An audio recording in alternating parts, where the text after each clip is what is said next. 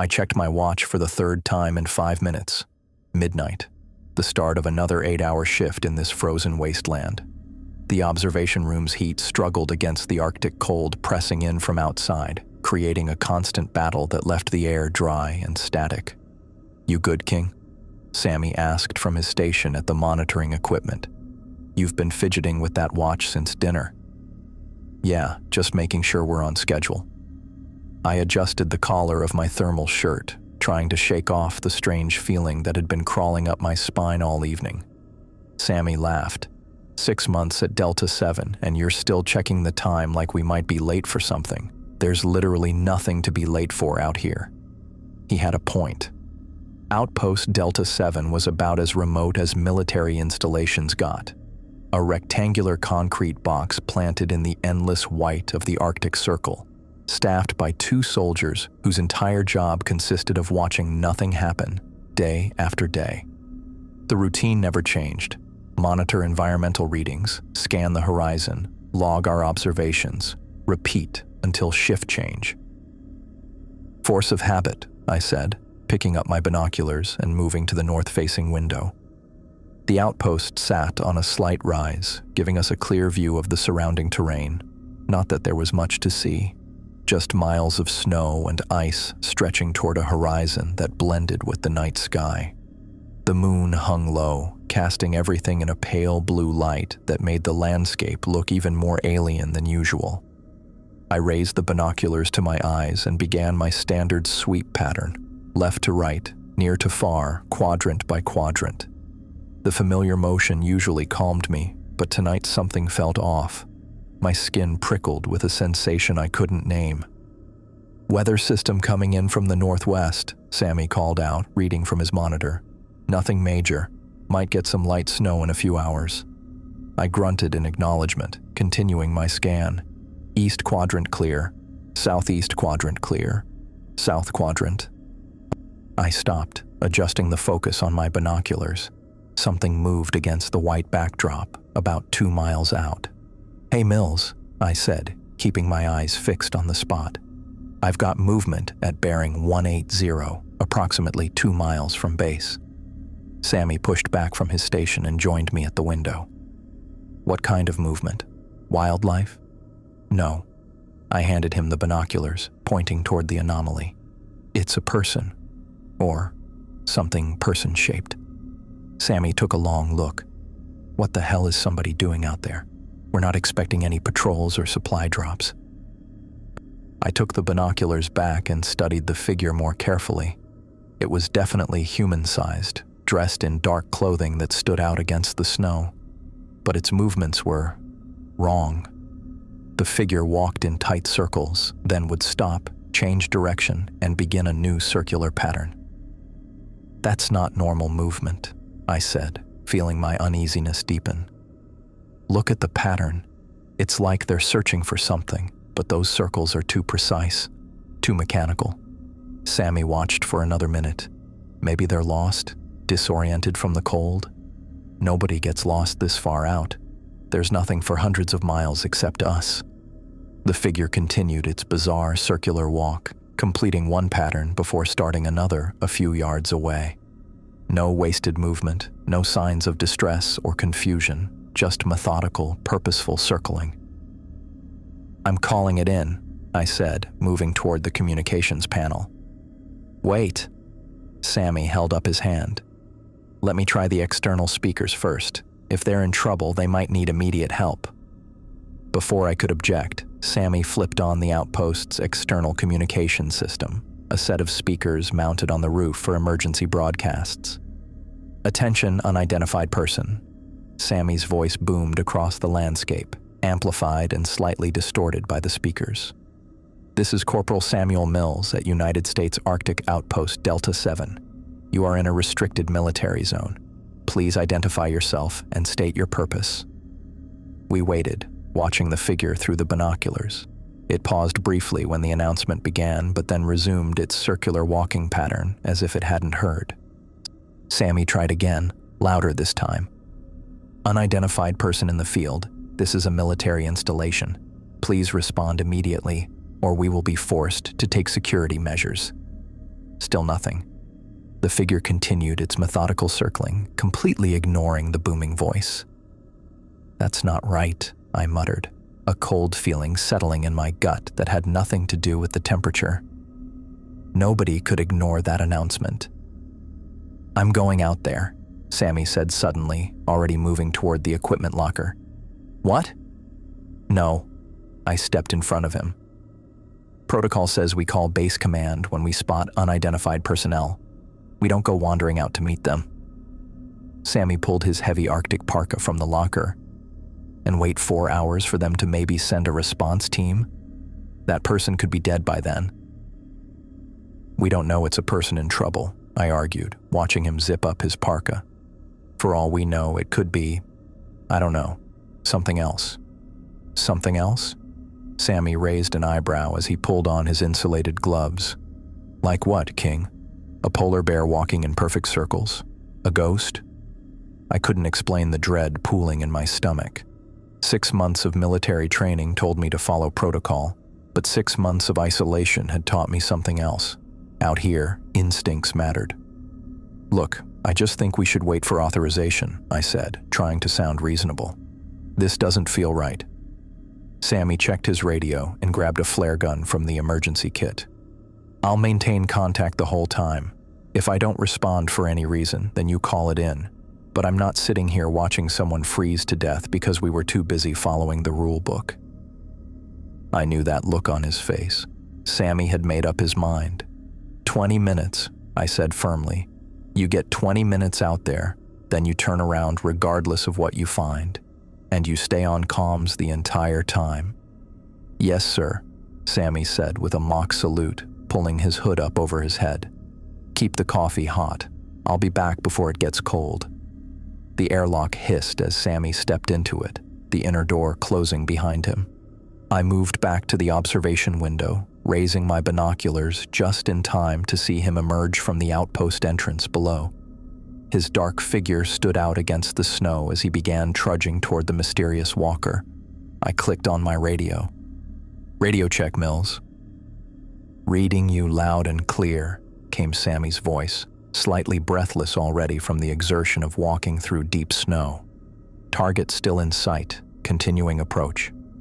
I tracked his progress through the binoculars, splitting my attention between Sammy and the strange figure he was approaching. The figure had stopped its circular pattern and now stood completely still, as if waiting. "Mills, the target has stopped moving," I reported. "Exercise caution." "Roger that," Sammy replied. "I can see it better now. Looks like standard cold weather gear, but I can't make out any insignia or markings." The minutes crawled by as Sammy made his way across the snowfield. The figure remained motionless, facing in Sammy's direction. I checked my watch. He'd been out there for 11 minutes. "Distance to target?" I asked. "Maybe quarter mile," Sammy responded, his breathing heavier now. "The snow's deeper than it looked, slowing me down." I adjusted the binoculars, trying to get a better look at the figure. Something about its stillness bothered me. No shifting weight, no adjusting clothing against the cold, just perfect, unnatural stillness. "Mills, I don't like this. Consider returning to base." Static crackled over the radio before Sammy's voice came through. "I'm almost there. Just need to..." His transmission cut off abruptly. "Mills? Sammy, do you copy?" I pressed the radio against my ear, straining to hear any response. Nothing but static. I swung the binoculars back to where I'd last seen him. Sammy was still walking forward, but his radio was silent. I could see him raise his hand to his ear. He was trying to communicate. "Sammy, if you can hear me, turn around now. That's an order." No response. Through the binoculars, I watched as Sammy closed the final distance to the figure. They stood facing each other, separated by maybe 10 feet of snow. I couldn't make out details of their interaction, just two dark silhouettes against white. Then suddenly, they were both moving. The figure stepped forward. Sammy seemed to reach out. And then, they were simply standing together, too close for me to distinguish one from the other. I held my breath, waiting for some sign of what was happening. The radio remained dead. After what felt like forever, but was probably less than a minute, the two figures separated. One of them, Sammy, I assumed, turned and began walking back toward the outpost. The other resumed its circular walking pattern as if nothing had happened. I exhaled slowly, relief washing over me as I watched Sammy's steady progress back to base. I tried the radio again. "Mills, do you copy? What happened out there?" Still nothing but static. I kept the binoculars trained on him as he walked. His gait looked normal, if a bit slower than before, probably tired from trudging through the snow. I glanced at my watch. 23 minutes had passed since he'd left. The outer door alarm chimed, indicating Sammy had returned to the airlock. I set down the binoculars and moved to the entrance, waiting for him to complete the decontamination cycle. The airlock hissed as pressure equalized and the inner door slid open.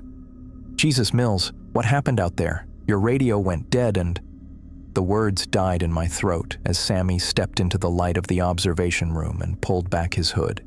Where his nose should have been was a raw, bloody cavity, not a clean wound, but a ragged abscence, as if the cartilage and flesh had been torn away. Blood had frozen in dark trails down to his upper lip. When he opened his mouth to speak, I could see his teeth were shattered, jagged fragments jutting from his gums. "Everything is fine, Alvin," he said, but the voice wasn't his. It was higher, with a strange cadence that rose and fell in unnatural patterns. "The situation has been assessed and is under control." I backed away, my hand instinctively reaching for my sidearm, though regulations kept our weapons locked in the security cabinet. "Sammy?" I managed, my voice barely above a whisper. What happened to your face?" He touched the bloody hole where his nose had been, fingers probing the cavity with detached curiosity. "This damage is superficial, no need for concern." That wrong voice continued, the words precisely enunciated but with emphasis on all the wrong syllables. "We should continue our scheduled monitoring duties." My back hit the monitoring console. The thing that looked like Sammy but couldn't possibly be him stood by the door, head tilted slightly as it watched me. Blood from its face wound had begun to thaw, dripping onto the floor in a slow, steady pattern. "You're not Sammy," I said, the words coming out before I could stop them. The thing's expression didn't change. "I am Corporal Samuel Mills. We have worked together for 6 months, 3 weeks, and 4 days at this installation." It took a step toward me. "Now we should resume our duties. The midnight watch requires full attention from both monitoring personnel." My mind raced through possibilities: hypothermia, head injury, psychological break, but none of them explained what I was seeing. The missing nose, the shattered teeth, the voice that wasn't his voice. This wasn't a medical condition. This wasn't even human. The realization hit me with absolute clarity. Something was terribly wrong with Sammy. Something beyond any ordinary explanation. And whatever it was standing 3 feet away from me, wearing my partner's face, acting like everything was normal. "Yes," I said carefully, fighting to keep my voice steady. "Let's get back to our monitoring duties." The thing that wasn't Sammy nodded, blood still dripping steadily from its ruined face. "Excellent. Continuation of standard procedures is optimal."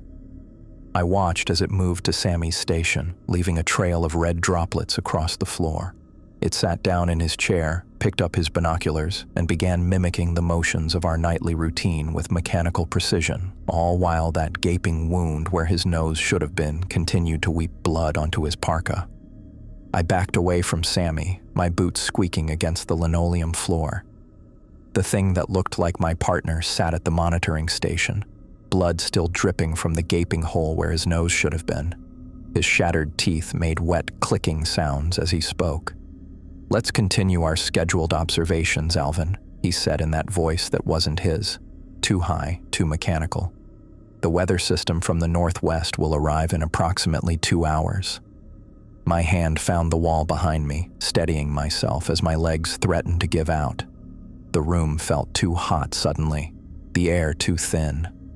"You need to sit down," the Sammy thing said, turning the chair toward me with jerky movements.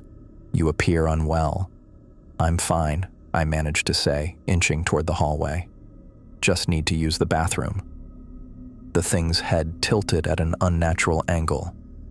"I will continue monitoring while you're gone." I nodded and backed into the hallway, never taking my eyes off him. The moment I was out of sight, I ran to the communications room at the end of the corridor. My fingers fumbled with the lock as I slammed the door shut behind me, finally engaging the deadbolt with a solid click. The communications console glowed with its usual array of lights. I grabbed the emergency protocols binder from the shelf and flipped to the distress beacon section with shaking hands. Following the instructions step by step, I entered the security code and flipped the protective cover off the beacon switch. "Please work," I whispered as I pressed the button. The console lights shifted to amber, and a low hum filled the room as the distress signal began broadcasting. According to protocol, help would be dispatched immediately, but in our remote location, it would take hours for anyone to reach us.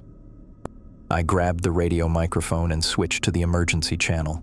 "This is Outpost Delta 7 calling Base Command. Emergency situation. Request immediate evacuation. My partner has been..." I paused, unsure how to describe what happened to Sammy. "Compromised. Something's wrong with him. Please respond."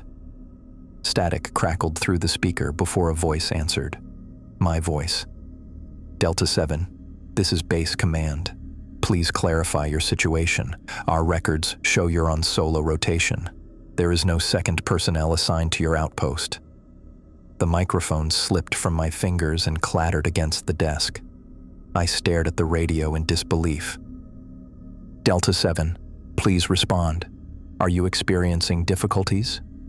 That was my voice coming through the speaker, my exact tone and cadence. A heavy thud against the door snapped me back to reality. Another thud followed, then another. "Alvin," called Sammy's wrong voice through the door. "Why did you lock this door? Protocol states that internal security measures should only be activated during confirmed external threats." I backed away from the door as the pounding grew louder. The metal frame began to bend inward with each impact. "Alvin, I need to enter the communications room. Please unlock the door." The hinges groaned as something slammed against them with inhuman force. I looked around desperately for a weapon, finding nothing but office supplies and equipment. The radio crackled again. "Delta 7, we're registering an unauthorized distress beacon from your location. Deactivate immediately or face disciplinary action." My own voice, coming from Base Command, telling me I was alone. The door frame splintered as another blow struck it. I had maybe seconds before it gave way completely. I ran to the back door of the communications room, which led to the observation area through a different corridor. As I raced down the hallway, the sound of metal tearing and wood splintering echoed behind me. Back in the observation room, I rushed to the north-facing window, the same one where I'd first spotted the figure that had taken Sammy. The exterior floodlights illuminated the snow-covered terrain, casting long shadows across the white expanse. What I saw made my blood freeze. 3 figures stood in the snow about 50 yards from the outpost. They wore the same Arctic gear as me, had the same height and build as me. They were me, 3 identical copies of myself standing in a loose triangle formation. As I watched in horror, blood began streaming down their faces from their noses, mouths, and eyes, staining the white snow beneath them crimson. All 3 had been walking in the same circular pattern I'd observed earlier, but as I pressed my hands against the glass, they stopped simultaneously. With perfect synchronization, all 3 turned to face the outpost, to face me. Behind me, I heard the communications room door finally give way with a crash of splintering wood and bending metal.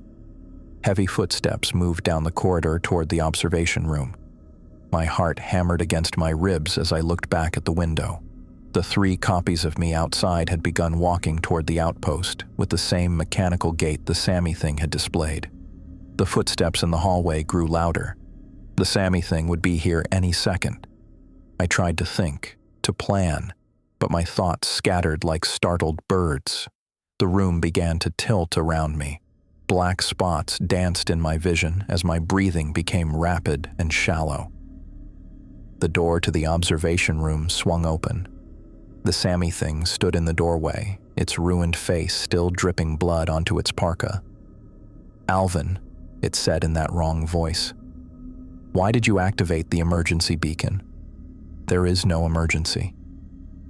I tried to respond, but my mouth wouldn't work.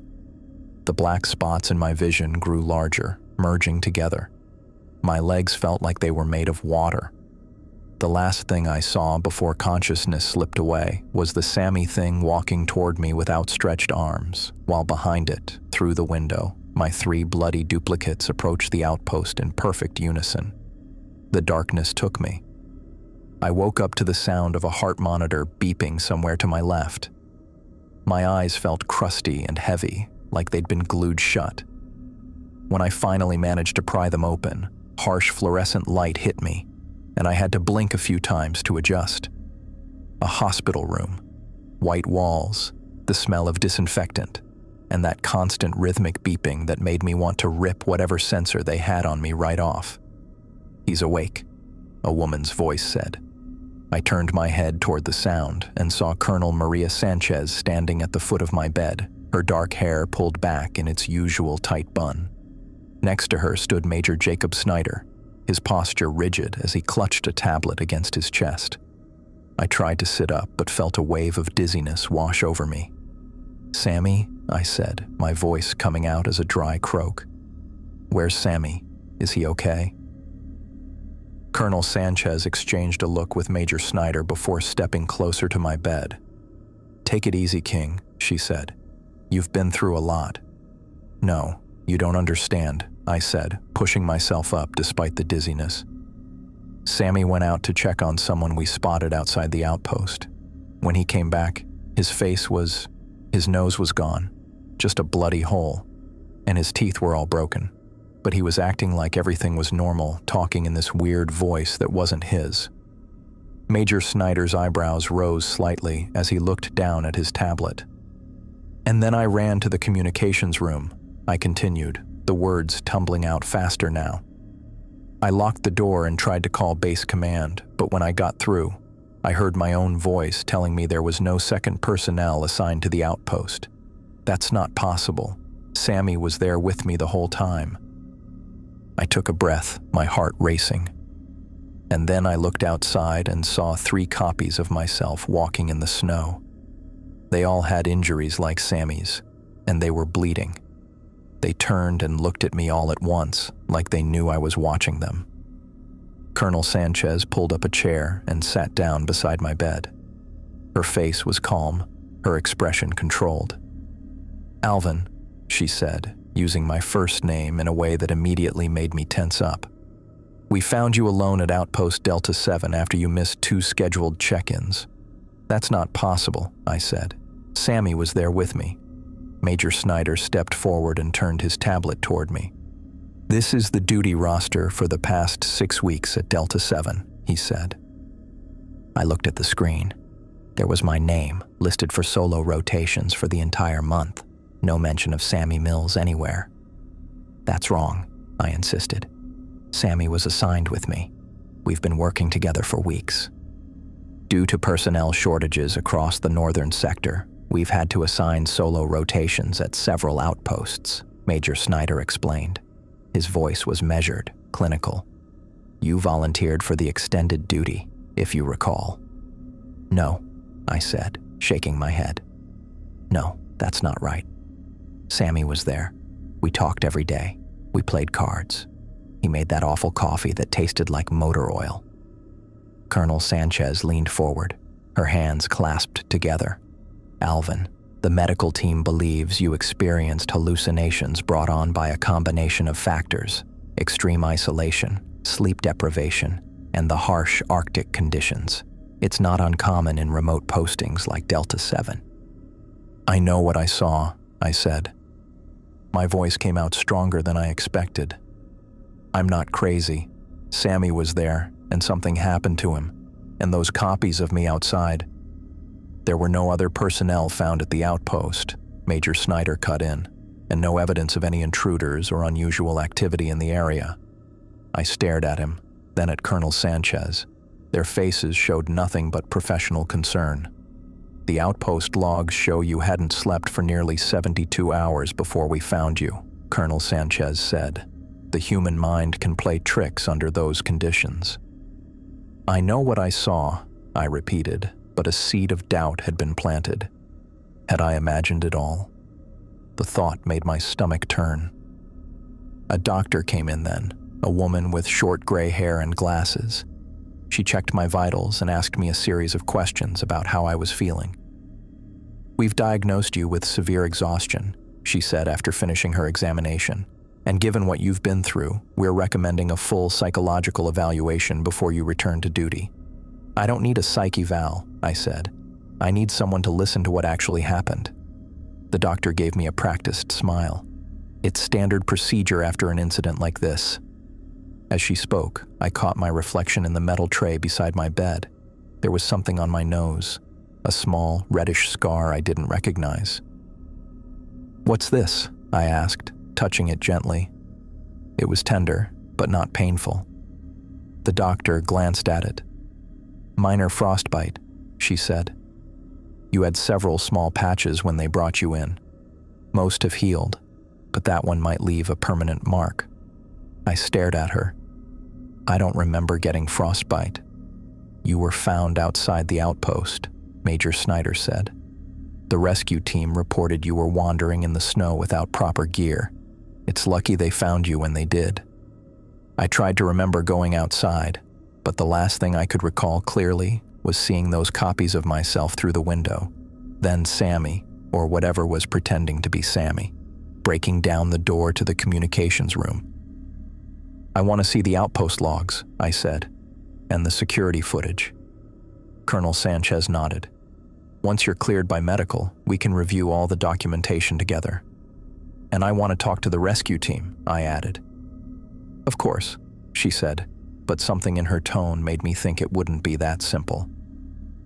After the doctor left, Colonel Sanchez and Major Snyder stayed a few minutes longer.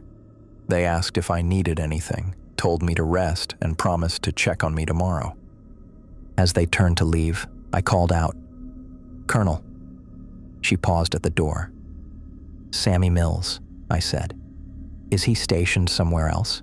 Can you at least confirm he exists?" She looked at Major Snyder, then back at me. "I'll look into it," she said. After they left, I lay back in the hospital bed, staring at the ceiling. The scar on my nose itched, and when I reached up to touch it again, I couldn't shake the feeling that something was deeply wrong. I knew what I had seen. Sammy had been there. Those copies of me had been outside in the snow, but if the duty roster showed me working alone, if there was no record of Sammy being assigned to Delta 7, I closed my eyes, trying to sort through my memories. They felt solid, real. The card games with Sammy, the jokes about my watch-checking habit, the figure outside that Sammy went to investigate. But what if Colonel Sanchez was right?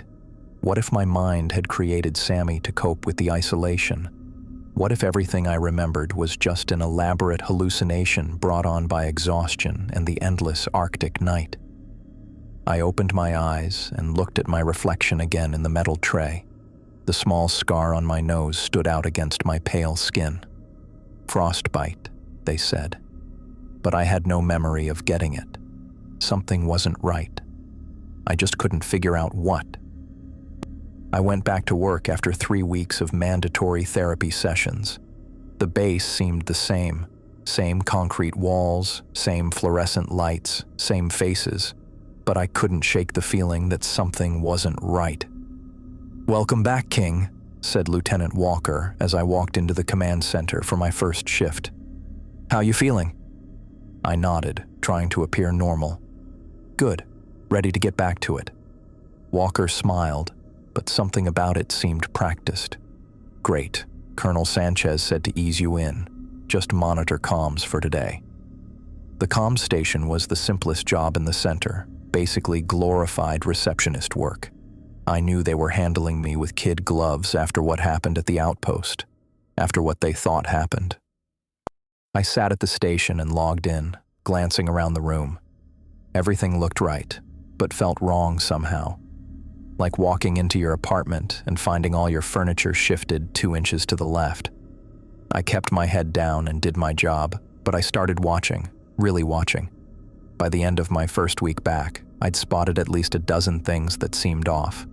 Walker used to crack his knuckles constantly, but now he never did. Specialist Chen always brought coffee for the team at 0800 sharp, but now she arrived at different times each day. And Major Rodriguez, who'd always been a fast talker, now spoke with measured, almost mechanical precision. Small things. Things nobody else would notice. Things that made me sound crazy if I mentioned them. So I didn't. Instead, I started keeping track. I bought a small notebook from the PX and began documenting everything I noticed. I wrote down dates, times, names, and behaviors. I noted speech patterns that seemed wrong, mannerisms that had changed, and moments when someone seemed to blank out completely. Like yesterday, when I asked Sergeant Mills about his kids, and he stared at me for a full 5 seconds before answering. Or last week, when I saw Lieutenant Walker standing motionless in the hallway for nearly 10 minutes, just staring at the wall. I kept the notebook hidden in my quarters, tucked inside the lining of my mattress. Each night, I added new observations, building a record of inconsistencies that grew longer by the day. Today was the weekly briefing with the senior staff. I sat in the back of the room, notebook concealed in my lap, watching as Colonel Hayes walked through the latest security protocols. "These measures are non-negotiable," she said, her voice flat. "Any personnel found in restricted areas without proper clearance will face immediate disciplinary action." As she spoke, she reached up and touched her nose, right at the bridge, exactly where my scar was. My hand went to my own face instinctively, feeling the small ridge of tissue that hadn't been there before the Arctic. I made a note in my book. After the briefing, Colonel Hayes called me over. "King, how are you adjusting?" "Fine, ma'am," I said. "No issues." She studied my face for a moment too long. "Good to hear. Dr. Levine mentioned you've been quiet in your sessions." I kept my expression neutral. "Just not much to say, ma'am. I'm following the treatment plan." "See that you do," she said. Her fingers touched her nose again, the same spot. "We need you at 100%. I nodded and left, my skin crawling. In my quarters that night, I flipped through my notebook, connecting dots. Colonel Hayes had never had that particular habit before, and now she touched her nose exactly where my scar was, a scar I got at the outpost. A scar they told me was frostbite. I added a new section to my notes. Nose touching. Then I listed everyone I'd seen do it. The list was longer than I expected. 3 days later, I was working the night shift when I heard Major Rodriguez's voice coming from the hallway outside the communications center. I wouldn't have paid much attention, except his voice sounded wrong. The pitch was off, the cadence unnatural. It reminded me of how Sammy had sounded after he came back to the outpost. I quietly moved to the door and peered out. Rodriguez was on the phone, his back to me.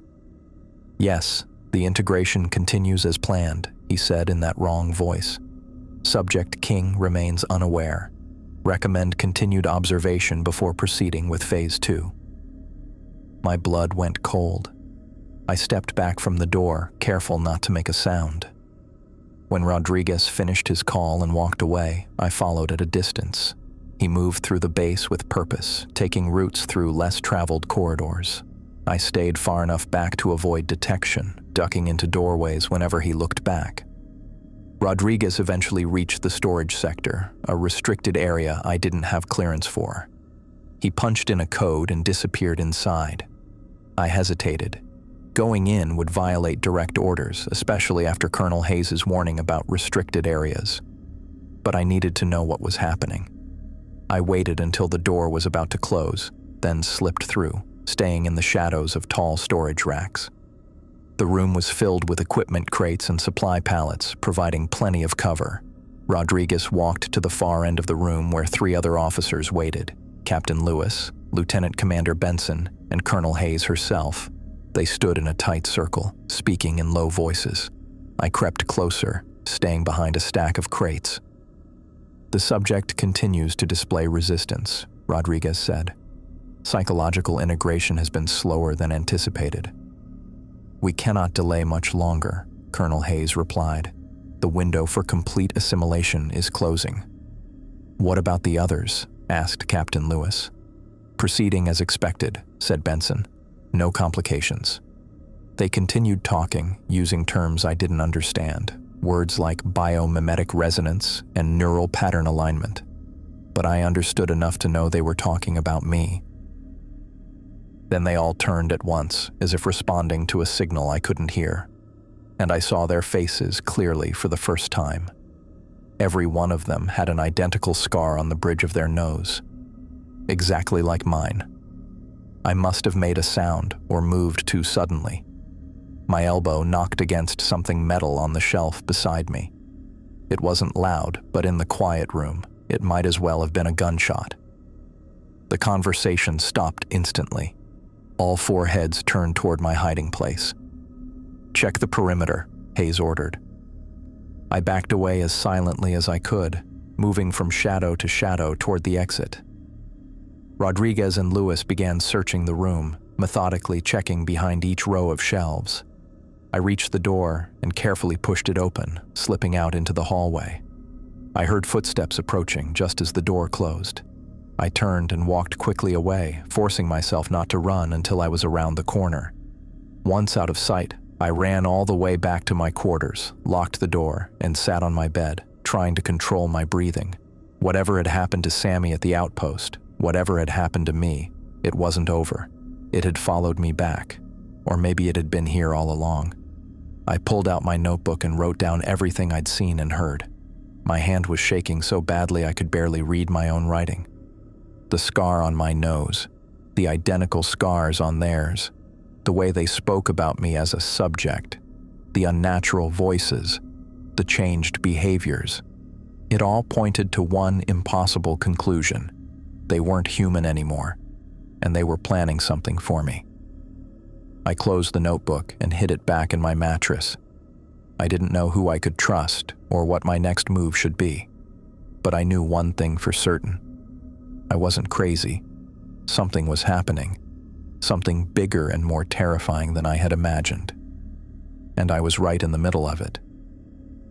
I sat in my dimly lit quarters, staring at the laptop screen as my fingers flew across the keyboard.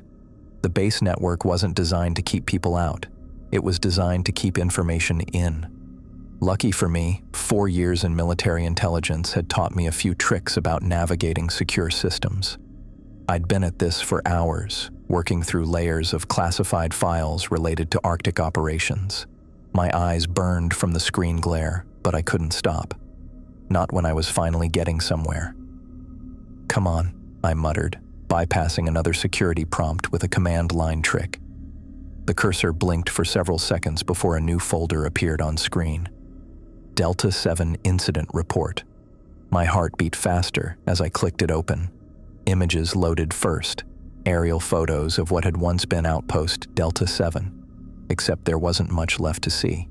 The entire structure had been reduced to blackened rubble against the white Arctic landscape. I checked the timestamp, 3 days after my evacuation. "What the hell?" I whispered, scrolling through the official report. The cause was listed as structural fire, electrical malfunction. But the outpost had brand new wiring. We'd had the systems checked just a month before my deployment. I downloaded the complete file, then continued searching. If something had happened at Delta 7, maybe it wasn't the first time. I typed in a search string for similar Arctic incidents. 5 more files appeared, dating back over the past decade. Each one documented an incident at a remote station. Each had a lone survivor. I opened them one by one, scanning the medical reports. Jesus, I breathed.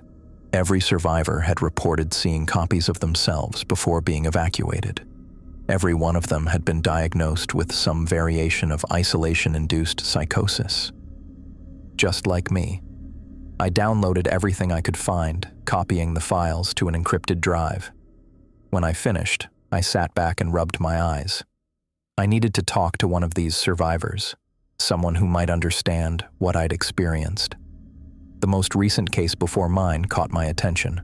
Dr. Elaine Chen, research scientist at Arctic Station Bravo 3. According to her file, she'd been found alone at her station 15 months ago, claiming that something had replaced her colleagues. I searched for her current information and found she'd been cleared to return to limited research duties 6 months ago. She was now working at a university research lab in the city, about 40 miles from base. I needed to talk to her. The next morning, I called the university's science department from a payphone off base.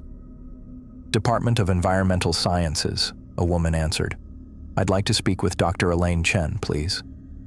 "May I ask who's calling?" I hesitated.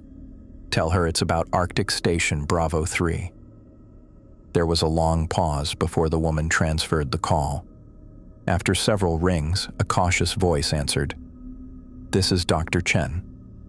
"Dr. Chen, my name is Alvin King. I was stationed at Outpost Delta 7 in the Arctic last year." The line went silent for so long I thought she'd hung up. "I don't discuss that topic," she finally said, her voice tight. "Please don't contact me again." "Wait," I said quickly. "I saw them too, the copies, and I have this scar on my nose that they all share." Another long pause. "Meet me at the Riverside Cafe at 2 this afternoon," she said quietly.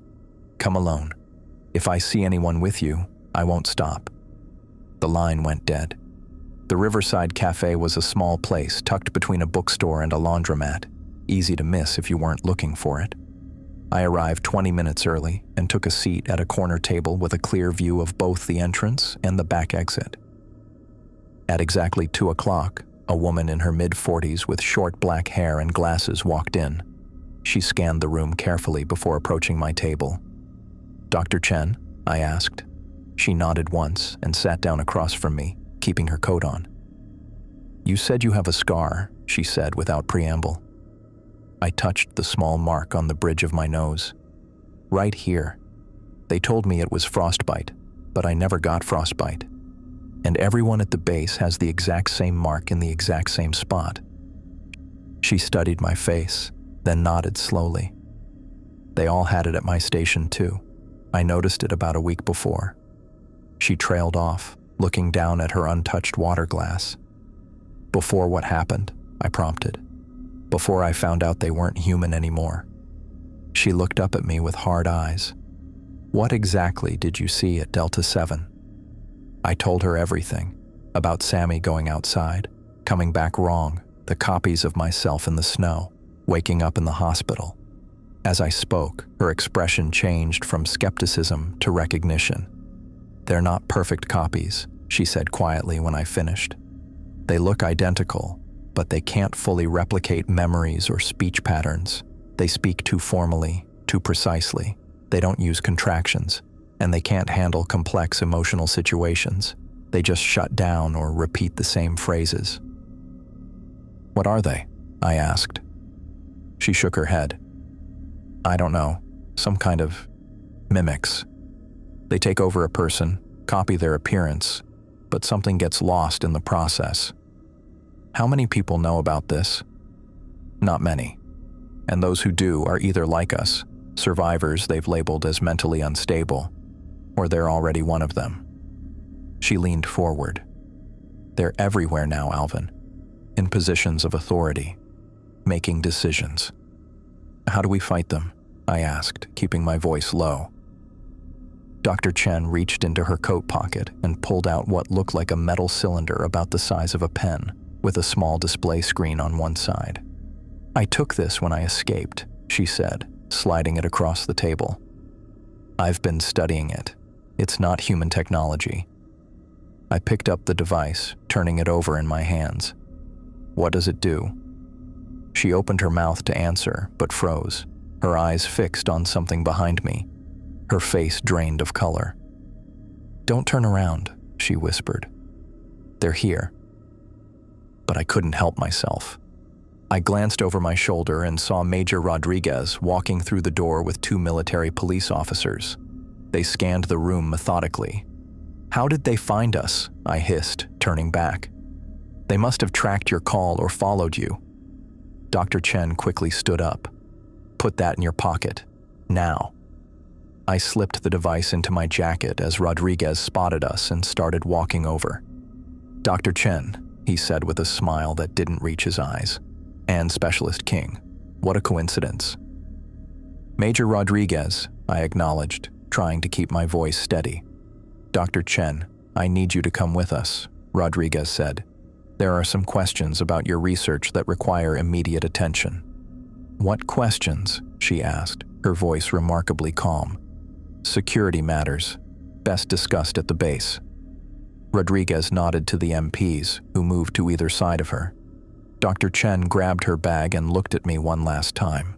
As the officers escorted her toward the door, she leaned close and whispered, "Extreme cold slows them down, but fire makes them reveal themselves." Then she was gone, leaving me alone at the table with the strange device in my pocket and Rodriguez's eyes lingering on me before he followed them out. I'd been living out of a cheap motel for 3 days, paying cash and keeping my face turned away from the security cameras in the lobby. Old habits from military intelligence training kicked in without much effort, varying my schedule, taking different routes each time I left, watching for tails. The kind of stuff they taught us for hostile territory operations, except now I was using it in a town 40 miles from my own base.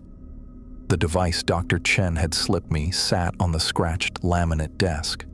It looked like a modified radiation detector, handheld, with a small display screen and a directional sensor on one end. I'd spent hours trying to figure out how it worked, pressing buttons in different combinations until I'd accidentally activated it while the motel cleaning lady knocked on my door. The soft hum it made was barely audible, but it was there.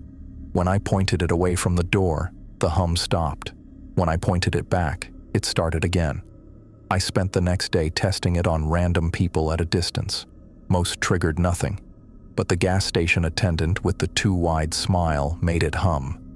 So did a woman at the bus stop, who stood perfectly still for 20 minutes without checking her phone or shifting her weight. I pressed my finger against the small scar on my nose, the one that matched all the others. Dr. Chen had been right. The copies weren't perfect, but they were everywhere. The device confirmed what I'd suspected, but hadn't wanted to believe. This wasn't just about what happened at Outpost Delta 7 anymore. The infiltration was systematic and widespread. How many people had already been replaced? How far up the chain of command did it go? I remembered Dr. Chen's last words before they took her. "Extreme cold slows them down. Fire reveals them. Fire reveals them." I left the motel at dusk, hood pulled up against the drizzling rain. The hardware store was closing in 20 minutes. I grabbed a shopping basket and moved quickly through the aisles, picking up what I needed. A small propane torch, lighter fluid, electrical tape, a cigarette lighter, rubber tubing, and a few other items. The cashier barely looked at me as he rang up my purchases.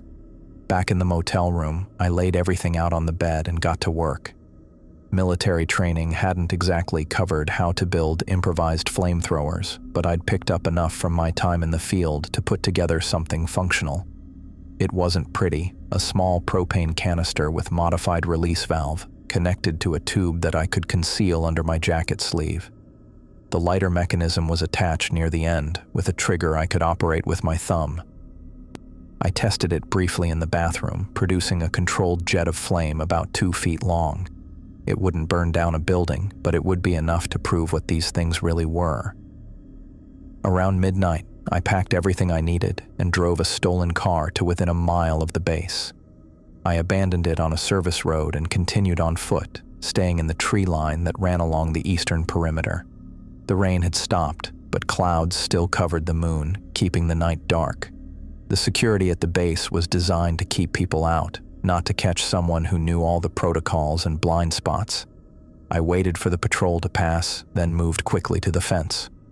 There was a maintenance access point that was only checked at the beginning and end of each shift. I had 15 minutes. Cutting through the lock took less than a minute. I slipped through the gap and replaced the chain loosely so it wouldn't look disturbed at a glance. From there, I kept to the shadows between buildings, avoiding the well-lit main paths. The storage sector where I'd seen Rodriguez meet with the others was on the north side of the base. Getting there meant crossing an open area between the motor pool and the communications building. I waited until the security camera panned away, then moved quickly across the exposed ground. The storage sector door had an electronic keypad. I pulled out a small device I'd built from parts ordered online, another trick from intelligence training. It bypassed the security system long enough for me to slip inside.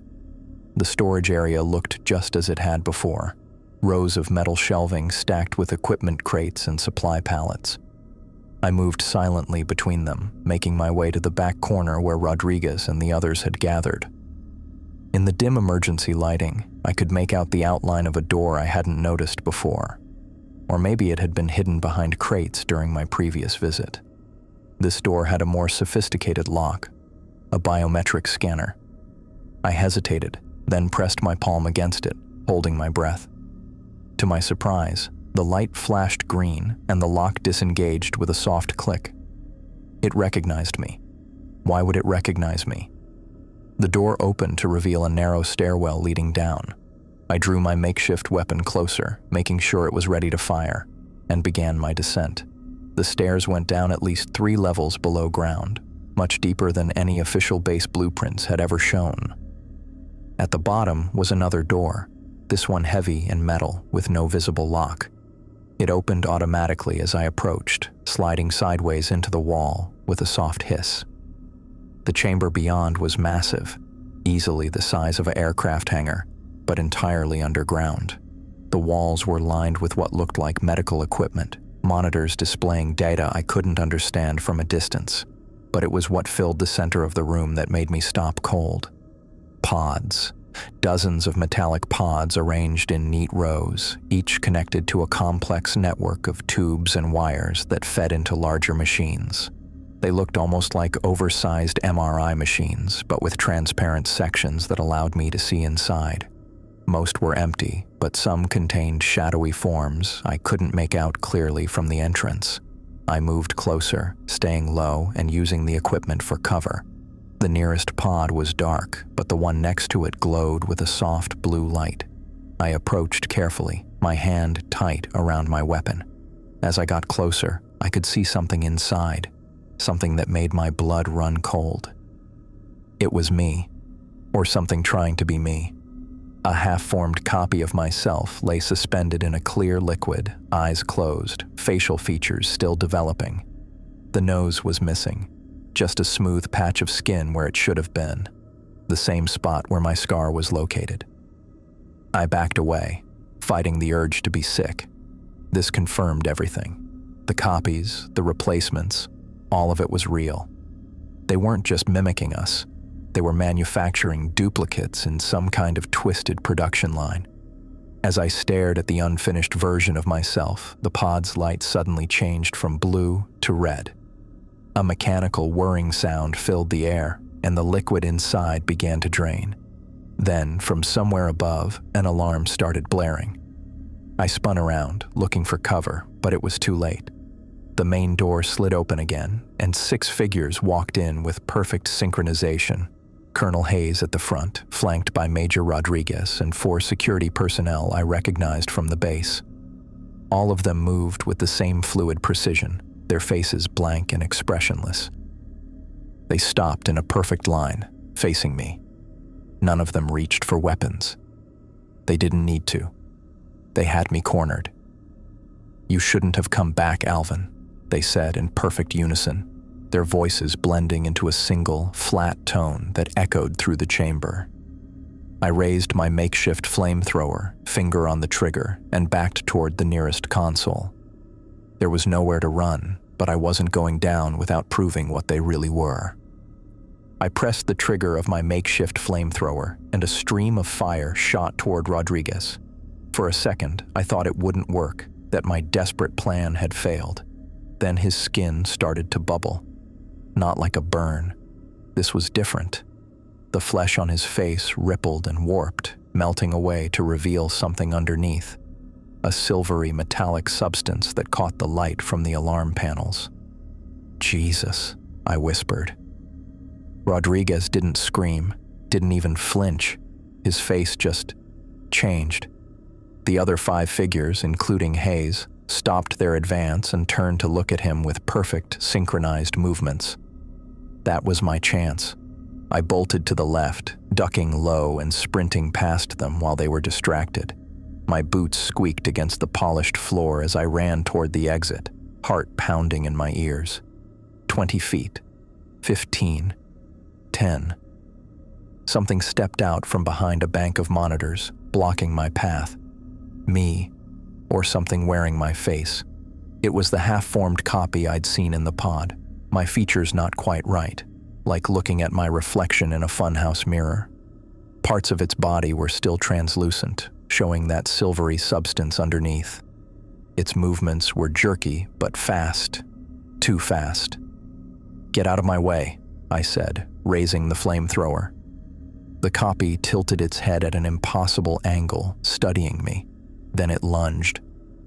I squeezed the trigger, but the copy was quicker than I expected. It knocked my arm up, sending a stream of fire toward the ceiling. We crashed to the floor, the flamethrower skittering away from my grip. The copy pinned me down with inhuman strength, its not quite finished face inches from mine. Up close, I could see that its eyes weren't right. No pupils, just silver discs with a faint blue glow. I drove my knee up into its stomach and rolled, trying to throw it off. The copy grabbed my throat with one hand, squeezing. Black spots danced at the edges of my vision as I clawed at its arm. My fingers found a tube running along the wall, part of the facility's infrastructure. I yanked it free and swung it like a club, catching the copy across the face. It loosened its grip just enough for me to scramble backward. The copy was on its feet in an instant. Behind it, I saw Hayes and the others moving toward us in that same perfect unison. I grabbed the flamethrower and backed up against a control panel. The copy rushed me again.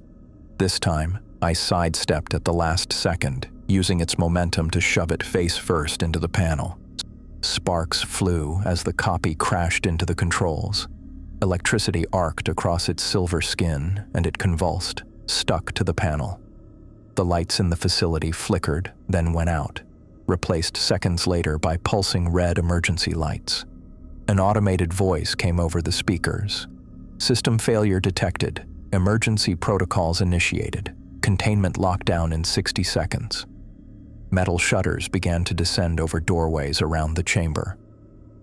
Hayes and the others broke their formation, moving with sudden urgency toward different exits. I ran for the stairwell, my lungs burning. Behind me, I heard the metallic footsteps of my pursuers. The door to the stairs was already half closed, a heavy security The door to the stairs was already half closed, a heavy security shutter dropping from the ceiling. I dove, sliding underneath it with inches to spare.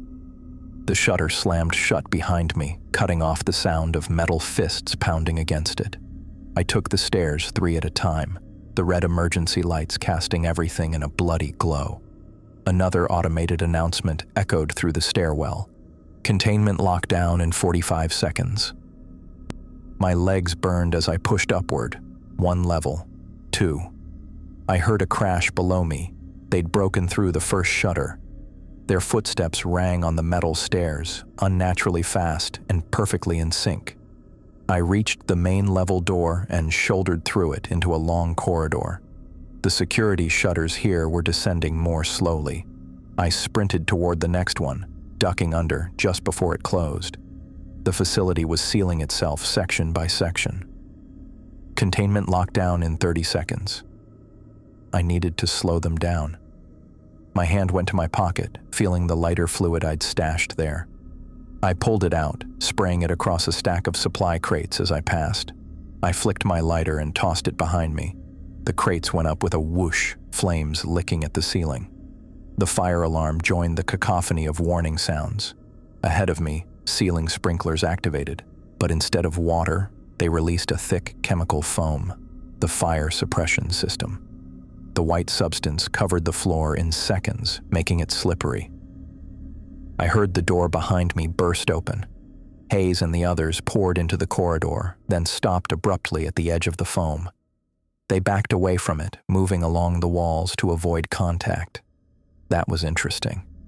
I grabbed a fire extinguisher from the wall and discharged it in a wide arc, creating a barrier of foam between me and my pursuers. They halted, unwilling to cross it. Containment locked down in 15 seconds. I turned and ran again, sliding through the foam toward the final set of doors that would lead outside. The exterior door was massive, reinforced steel designed to completely seal the facility. It was already closing, the gap narrowing by the second. Containment locked down in 10 seconds. 9, 8. I pushed myself harder, legs screaming in protest.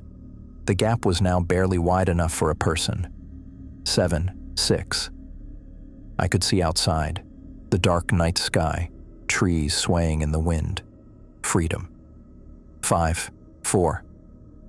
I dropped to the ground, sliding the last few feet on my stomach through the foam. 3, 2. I squeezed through the gap, the heavy door scraping against my back. I rolled outside just as the door sealed with a final, definitive thud. 1. Containment lockdown complete. I lay on my back, gasping for air, staring up at the stars. Behind me, the facility was sealed tight, the entities trapped inside. Through small reinforced windows, I could see flames spreading through the corridors. Alarms blared, muffled by the thick walls. I pushed myself to my feet, checking that Dr. Chen's detector was still in my pocket. It had survived the escape. I backed away from the building, watching as smoke began to seep from ventilation shafts. The fire was growing. Whatever those things were, whatever they had planned, they were contained for now. But I knew this wasn't over, not by a long shot. I turned and disappeared into the tree line, leaving the burning facility behind me. I watched the emergency teams swarm toward the burning facility from my position at the edge of the tree line. Red and blue lights sliced through the darkness, casting eerie shadows across the snow-covered ground. Military trucks, fire engines, and ambulances formed a perimeter around the building where black smoke billowed into the night sky. I crouched lower behind a fallen tree, my breath clouding in the cold air. The detector Dr. Chen had given me was warm in my hand, its weight a strange comfort. I needed to know which of these people I could trust. Raising the device, I pointed it toward the cluster of personnel near the command vehicle. The soft hum started immediately when I aimed it at a man in a colonel's uniform, barking orders into a radio. Not human. I shifted the detector slightly to a group of firefighters preparing their equipment.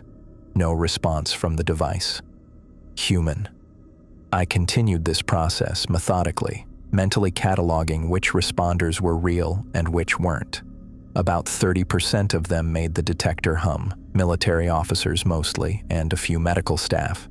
The rest appeared to be regular humans caught up in something they couldn't possibly understand. A tall man with captain's bars on his uniform stood apart from the others, studying a tablet while occasionally glancing up at the burning building. I aimed the detector at him. Nothing. Human. I made my decision.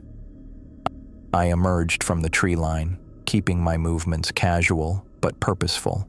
A few heads turned in my direction, but most were too focused on the chaos of the facility to notice one more person in the area. I approached the captain, rehearsing what I would say. How do you tell someone their colleagues aren't human? Captain, I said as I reached him. He looked up from his tablet, eyes narrowing. This is a restricted area, civilian. You need to... Recognition flickered across his face. Wait, you're King, Alvin King. You're the one who triggered the alarm system. We have orders to detain you. Captain, I need you to listen to me. Some of your people aren't what they appear to be. He stared at me like I'd grown a second head. Sir, you need to come with me right now. You're not authorized to be here. The colonel over there, I said, nodding toward the man I'd scanned earlier. He's not human. Neither are at least 7 others I've identified. They look human, but they're not. The captain's expression hardened. "Mr. King, you've been flagged as experiencing severe psychological distress.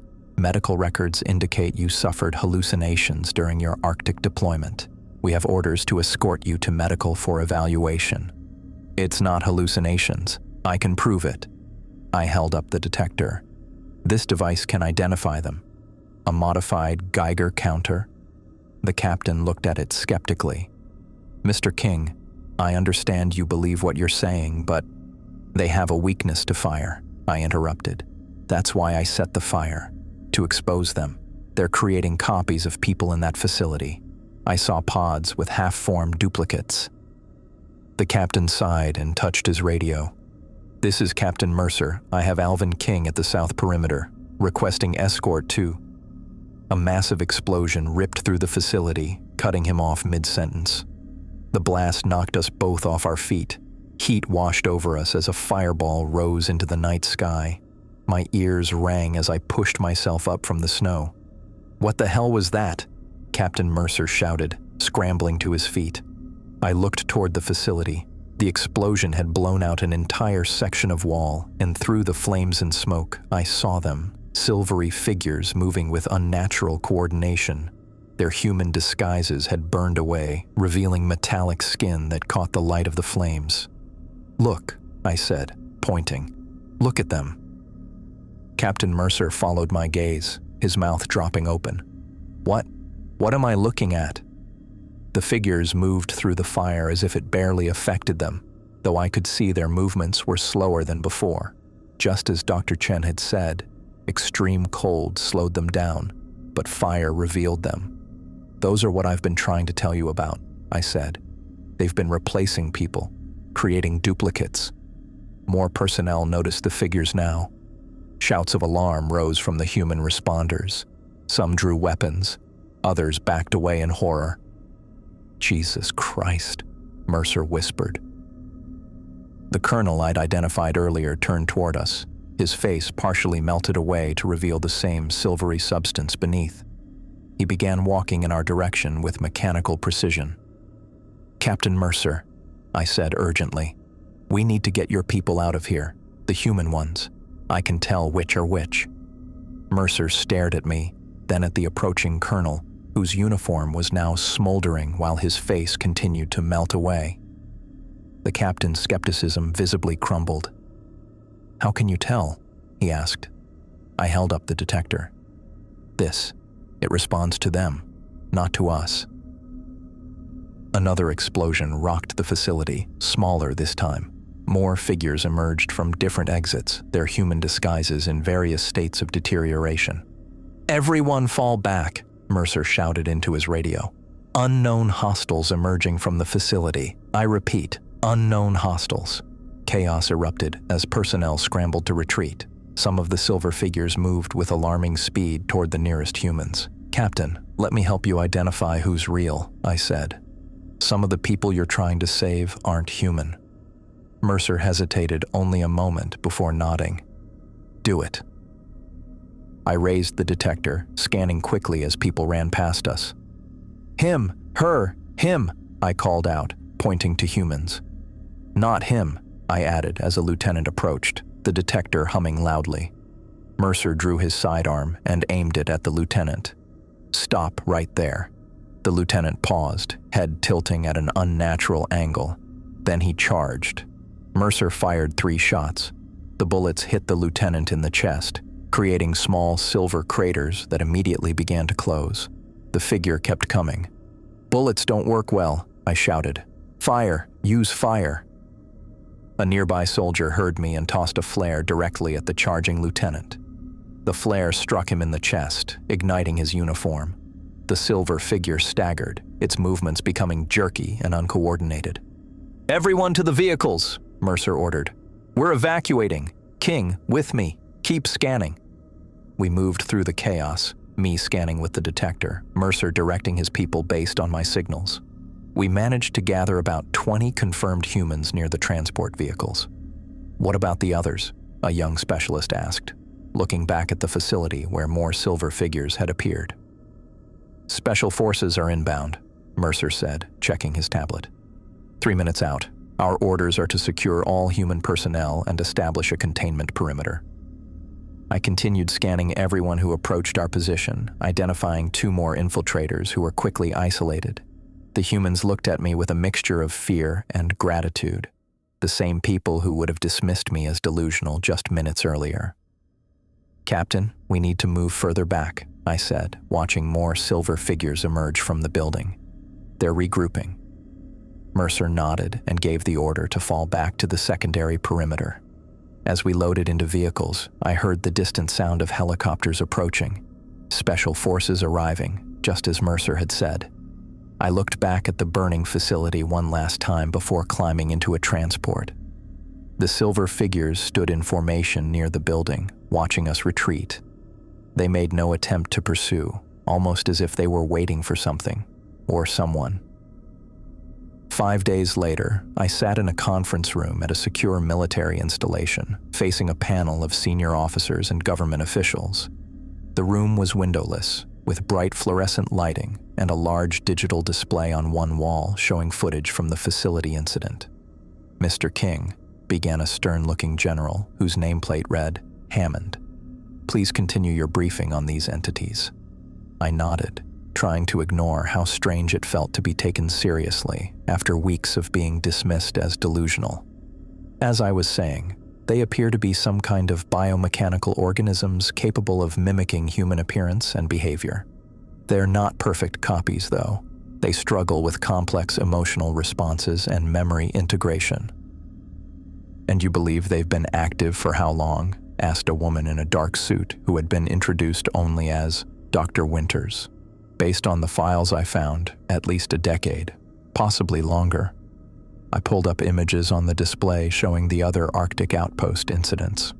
Each of these incidents followed the same pattern: remote location, one survivor reporting seeing copies of themselves or others, survivor diagnosed with isolation-induced psychosis. "And you believe all these survivors encountered the same entities?" Hammond asked. "Yes, sir. And they all had the same mark." I touched the bridge of my nose where my own scar had been. It had faded considerably over the past few days, now barely visible. Dr. Chen called it a sampling mark. They take genetic material to create the copies. "Speaking of Dr. Chen," said a silver-haired colonel. "Any word on her whereabouts?" "Still missing, sir," replied an aide. "No trace since she was taken from the cafe." I felt a pang of guilt. If I hadn't contacted her, she might still be safe. "The detector she provided has been invaluable," I said. "We've identified 14 more infiltrators at various military installations in the past 3 days." The room fell silent as the implications sank in. These things had been among us for who knows how long, copying and replacing people in positions of authority.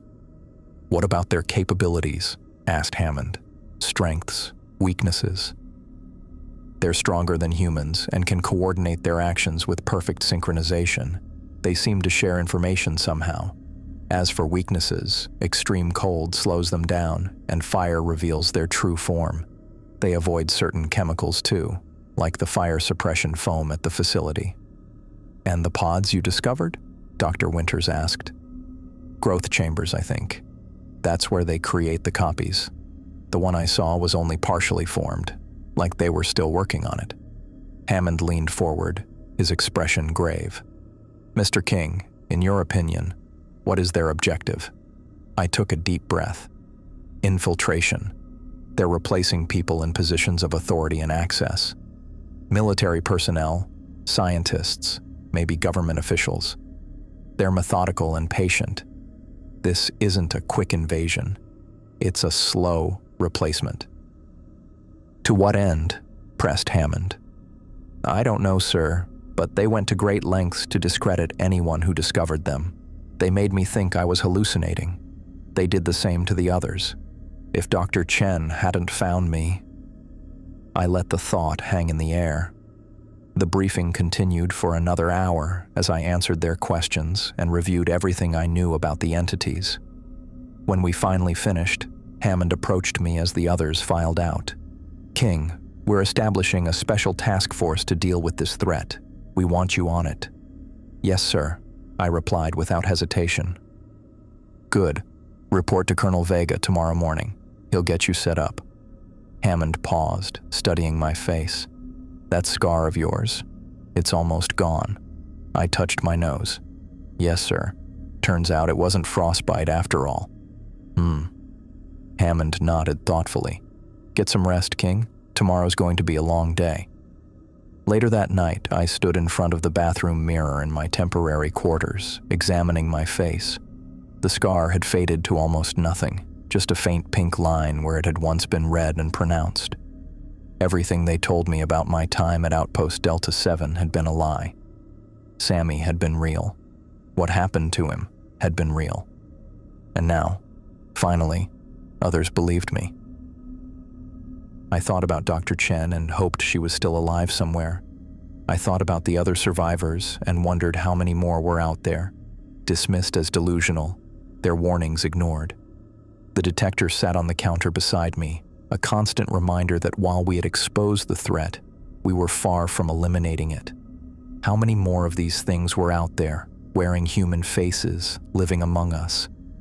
I didn't have all the answers yet, but for the first time in months, I felt something close to peace. Not because the danger had passed, it hadn't, but because I was no longer fighting this battle alone. Tomorrow, we would begin the work of finding the remaining imposters. We would search for Dr. Chen and the other survivors. We would learn how to fight these things effectively. But tonight, I would sleep without questioning my own sanity. Tonight, I would rest, knowing that what I saw was real. And that made all the difference.